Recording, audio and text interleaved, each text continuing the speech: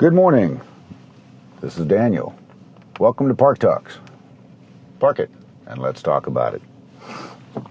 Let's start today by just jumping into Luke 17, verse 1.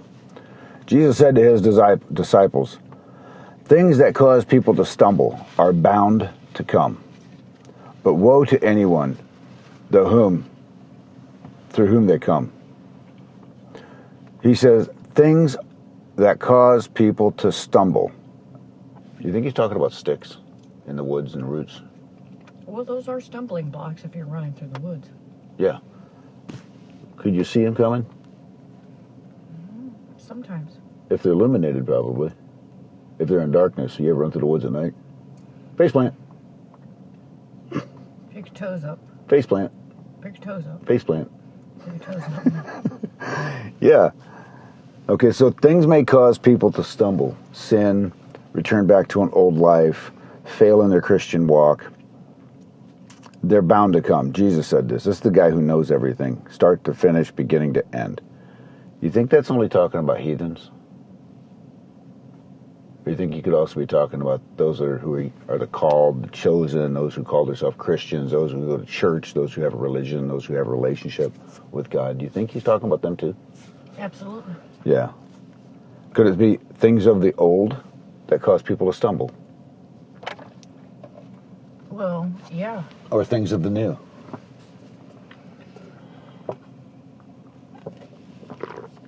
You could be introduced to new stuff, right? All the time we get introduced to new stuff. Now what happens if we get introduced to this new stuff and we find out that there's nothing wrong with it? Okay, so there's a swimming pool over here. Let's say we find ourselves swimming someday. We learn that we like swimming. And we go to the pool, we're swimming in the pool. Is there anything wrong with that? No, I guess not. As long as it's open and we didn't jump the fence. And there's water in it. Yeah, good point. So,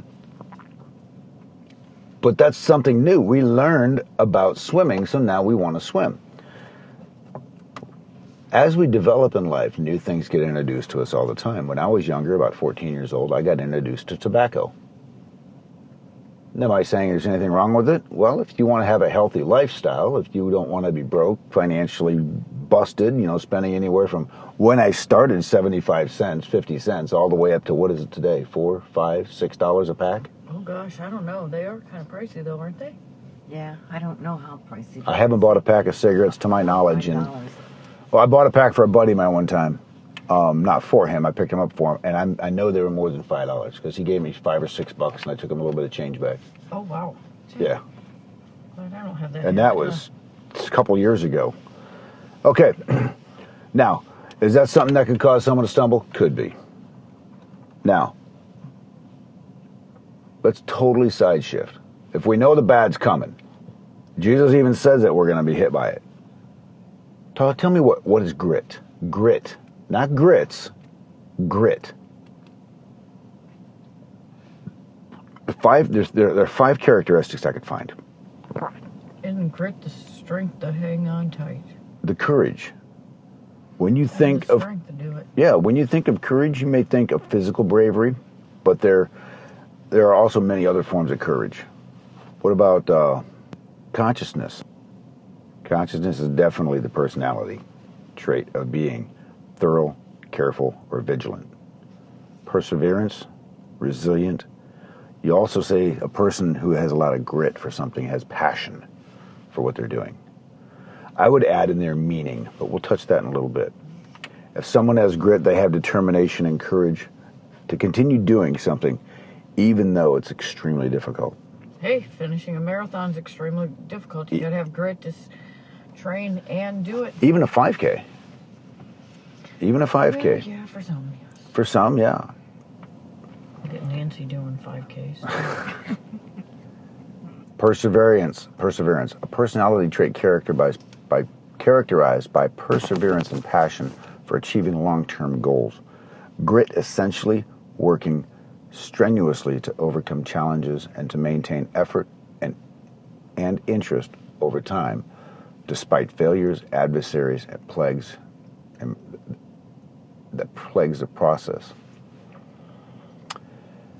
To me, grit's a mindset.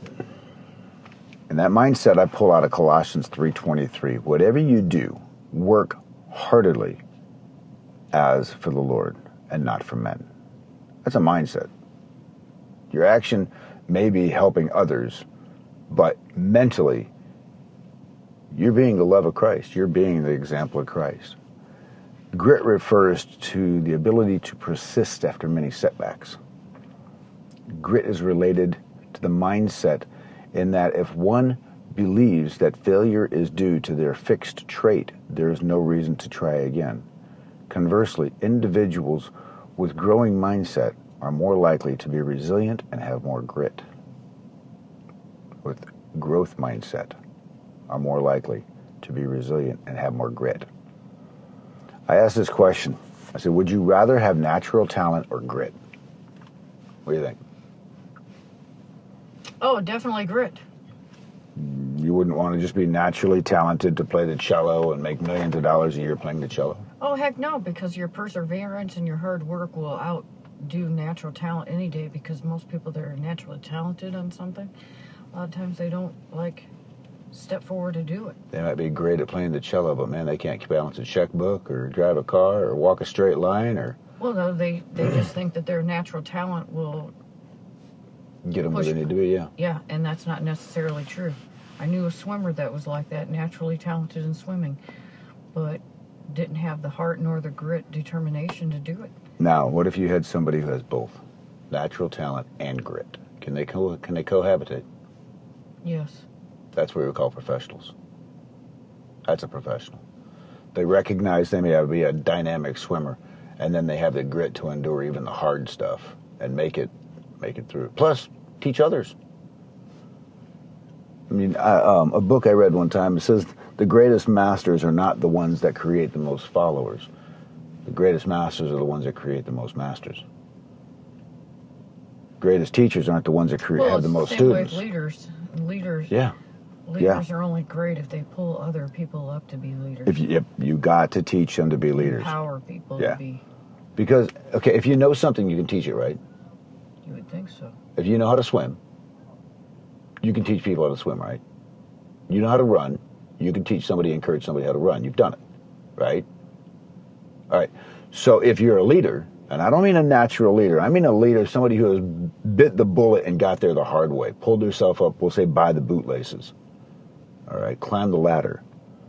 They can teach everybody around them to do that. Like that book we were reading, The Way of the Shepherd. Walks you through how to pull somebody up, how to teach somebody how to be a leader. Okay, natural talent will get you through a few things and cause you to be noticed. Where the person's... But if you don't work hard, you could lose that natural talent. True, it depends on what it's in. The person with determination or grit, they can utilize that grit ability in every facet of their life to achieve more than others. I reached out to one of my college buddies. Young man's in college right now. I've known him many years. And I asked him, I said, what does grit mean to you? And here's what Nick said. To me, grit means that no matter what your circumstances are, or how many people tell you that you can't do something, you push through all the pain and the doubt, and you strive to get your goal. So I shot back in text. I said, that is what causes a person to be successful in their goal. Grit is the fuel needed for success in anything. His response, he says, well, you need grit to be successful at your goal. I reminded, yes, and remain successful. Otherwise, the goal is only a dream. It's the get it done or get her done mentality. There's a lot of positions in the Bible, a lot of people in the Bible, and we're just going to stab at a couple real fast, who demonstrate grit under extreme circumstances. One of my favorite was Daniel. He stood out the most. They offered him the king's food. If you think about it, the king's food was the absolute best in the kingdom. It would be the prime cut. It would be the most juiciest of everything. And he didn't, he refused, but not in a starch manner. He did it more in a polite manner. He spoke to him. He explained. And then he was proven to be right. It also came down to the dreams that he had with the king. Hey, they were going to kill these people. Give me a couple days. Me and my boys will go to prayer, and we'll be back. And it paid out. It worked out for him. Also, through his commitments and his relationship with God, Daniel was very faithful, even when the times got tough, leading up to the story of him being thrown in the lion's den. Job had grit. Think of the tough times that Job went through. His response was, even if I die, I've lived a full life. I'm ready to go be with the Lord. What is it Paul tells us? He says, to be absent from the flesh is to be with the Lord. And how many times did King David, or even David before he was a king, demonstrate grit? He didn't have to slay that giant. 2 Timothy 2:15 says, do your best to present to God as one approved, a workman or worker who needs not be ashamed, rightly handling the word of truth. And in some translations, it also says be approved, and it's after being tested. To be approved, to be tested, it takes grit to get through that. There's been many times I've gone through tests in life, and I know a lot of people who have, and partway to that test, they are done. There is no more. I'm finished with this test. Over. But what if your goal is to be found to be approved? You don't need to be ashamed. And now this one, that scripture is pointing at rightly handling the word of truth. In Romans 5:3-4, not only that we rejoice in our sufferings. Whoa. What about being miserable and complaining to everybody? And, I'm going to tell everybody what I call my prayer request, just so I can bring light and talk about the problems that are going on. Not only that we rejoice in our sufferings, knowing that suffering produces endurance. That's a word for grit. And endurance produces character, and character produces hope. Now, grit. If you got some sticking power, some stay-to-itness, you're going to grow. And this morning I just started tossing around this growth. If you leave an acorn in a location on the grass long enough, there's a high probability years later you will have a tree. And those roots will be deep. And the branches will be tall. Now, that tree, when it was young, had to withstand some storms, some scorching heats, maybe some droughts. A few birds made a nest in it. Maybe got some branches trimmed back. Lightning might have hit it. But it stood the test of time. To be able to stand the test of time, you've got to have faith. You've got to have faith in something. If you want to have faith in you, have faith in you. You want to have faith in God, have faith in God. Wherever it's at, you got to have faith in something.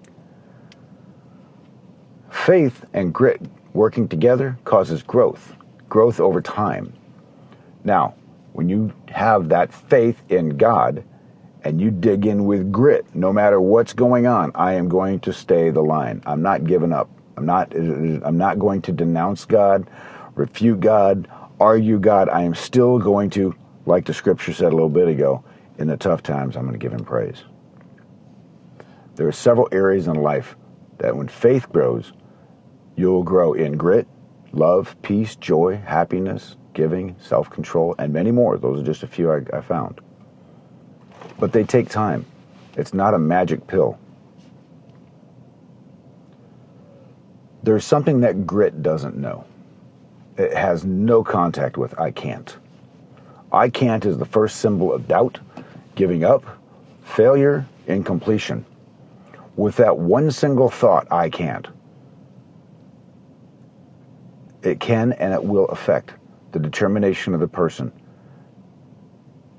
and the outcome might have to be questioned, not what was originally planned. That same thought, I can't, it'll cause you to walk and not run. Watch in place of getting involved, being entertained opposed to being educated. It'll affect your goals and success. I can't turns I will into I try. I can't steals adventure from life. It actually steals life. Also, I can't is a statement used by those who just won't. It's an excuse. So let's get rid of that negative side. Let's move over to the positive thinking. Stop negative self-talk to reduce stress. Positive thinking helps stress management and can even improve your health. Practice overcoming negative self-talk or with examples provided. Is your glass half empty or half full? How would you answer this age-old question about positive thinking? How you answer it will reflect on your outlook on life, your attitude towards self, and whether you're optimistic or pessimistic. It may even affect your health. Indeed, many studies have shown that personality traits such as optimism and pessimism can affect the area of your health and well-being. The positive thinking that usually comes with optimism is a key part to effective stress management. Effective stress management is associated with many health benefits. If you tend to be pessimistic, don't despair. You can learn positive thinking skills. Positive thinking doesn't mean that you ignore life's less pleasant situations. Positive thinking just means that your approach to unpleasantness is more positive and in a productive way. You think that the best is going to happen, not the worst. Positive thinking often starts with self-talk. Self-talk is an endless stream of unspoken thoughts that run around through your head. These automatic thoughts can be positive or negative. Some of your self-talk comes from logic and reason. Other self-talk may arise from misconceptions that you create because of lack of information or expectations due to a preconceived ideas of what may happen. If the thoughts that run through your head are mostly negative, your outlook on life is pessimistic. If your thoughts are mostly positive, you're likely an optimist. Someone who practices positive thinking. Researchers continue to explore the effect of positive thinking and optimism on health. Positive thinking may include increased lifespan, lower rate of depression, lower levels of stress and pain, greater resilience to illness, better psychological and physical well-being, better cardiovascular health, and reduced risk of death from cardiovascular disease like stroke, reduced risk of death from cancer, reduced risk of death from respiratory conditions, reduced risk of death from infections, better coping skills during hardship and times of stress. We also find people with good coping skills and stress management way less. They walk with their shoulders back, and they're much more successful. It's unclear why people who engage in positive thinking experience these health benefits. One theory is that having a positive outlook enables you to cope better with a stressful situation, which reduces the harmful health effects of stress on your body. It's also thought the positive and optimistic people tend to live a healthier lifestyle. They get more physical activity, follow a healthier diet, don't smoke or drink alcohol in excess. Not sure if your self-talk is positive or negative? Some common forms of negative self-talk include, there's just a few, filtering. You magnify the negative aspect of a situation and filter out all the positive ones. For example, if you had a great day at work, you completed your tasks ahead of time and were complimented for doing a speedy and thorough job. That evening, you focus on your plan to do even more tasks and forget about the compliments you receive. Personalizing. When something bad occurs, you automatically blame yourself. For example, you hear that an evening out with friends was canceled, and you assume that the change of plans is because no one wanted you around. Catastrophizing. You automatically anticipate the worst without facts, that the worst will ever happen. The drive-through coffee gets your order wrong, and then you think the rest of the day is just going to be a disaster. Blaming. You try to say someone else is responsible for whatever happened to you instead of yourself. You avoid being responsible for your thoughts and feelings. How about saying you should do something? We covered that should, would, and could months ago in Park Talks. You think of all the things you think you should do and blame yourself for not doing them. Magnifying. You make a big deal out of minor problems. Perfectionism. Keeping impossible standards and trying to be more perfect sets yourself up for failure. Polarizing. You see things only as either good or bad. There's no middle ground. You can learn to turn negative thinking into positive thinking. The process is simple, but it does take time and practice. You create a new habit after all. The following are ways of thinking and behaving in a more positive and optimistic way. Identifying areas to change. If you want to become more optimistic and engage in more positive thinking, first identify areas of your life that you usually think negatively about, whether it's work, your day, commute, life changes, or a relationship. You can start small by focusing on one area to approach in a more positive way. Think of it as a positive thought. Think of a positive thought to manage your stress instead of a negative one. Number 2, check yourself. Periodically during the day, stop and evaluate what you're thinking.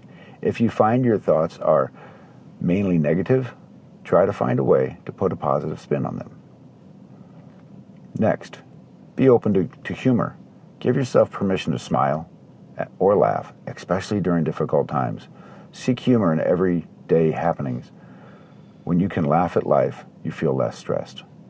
Follow a healthy lifestyle. Aim to exercise about 30 minutes on most days for most days of the week. You can also break the exercise into 5 or 10-minute chunks of time during the day. Exercise can positively affect the mood and reduce stress. Following a healthy diet to fuel your mind and your body. Get enough sleep and learn techniques to manage your stress other than these. Surrounding yourself with positive people. Make sure those in your life are positive. Support people who can depend. Supportive people you can depend on to give hopeful advice and feedback. Negative people may increase your stress level and make you doubt your ability to manage stress in a healthy way. What was that little statement the pastor said in church this morning? Bad company always corrupts good character. We've heard that one before. Your friends? Show me your friends. I'll show you your future. Practice positive self-talk. Start by the following. One simple rule. Don't say anything to yourself that you wouldn't say to anyone else. Be gentle and encouraging with yourself. If a negative thought enters your mind, evaluate it rationally and respond with affirmations of what is good about you. Think about things you're thankful for in your life. Think of your blessings. Here are some examples of negative self-talk and how you can put a positive spin on them. Okay, here we're going to put these positives into practice. The negative self-talk I'll say first, and the positive thing I'll repeat after it. So the negative self-talk would sound like this. I've never done it before. Positive thinking would be, it's a new opportunity. It's an opportunity to learn something new. Negative self-talk would be, it's too complicated. Positive thinking would be, I'll tackle it from a different angle. Or, I don't have the resources. Keep in mind, necessity is the mother of invention. I'm too lazy to get this done.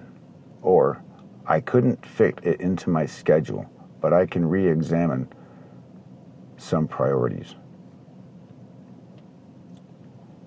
And on the lazy part, the only way a person knows they're lazy is when somebody tells them they are. The last one I have on here. No. The next one would be, there's no way it'll work. Or you could say, I can try to make it work. How about, it's too radical a change? How about, let's take a chance? Negative would be, no one bothers to communicate with me. Positive would be, I'll see if I can open the channels of communication. The last negative we'll hit is, I'm not going to get any better at this. A positive would be, I'll give it another try. Or attempt. Forget the word try. If you tend to have a negative outlook, don't expect to become an optimist overnight. But with practice, eventually your self-talk will contain less self-criticism and more self-acceptance. You may also become less critical of the world around you. When your state of mind is generally optimistic, you're better able to handle everyday stresses in a more constructive way. That ability may contribute to the widely observed health benefits of positive thinking. Not just positive thinking, but that leads to the grit to get done what you set your mind to do.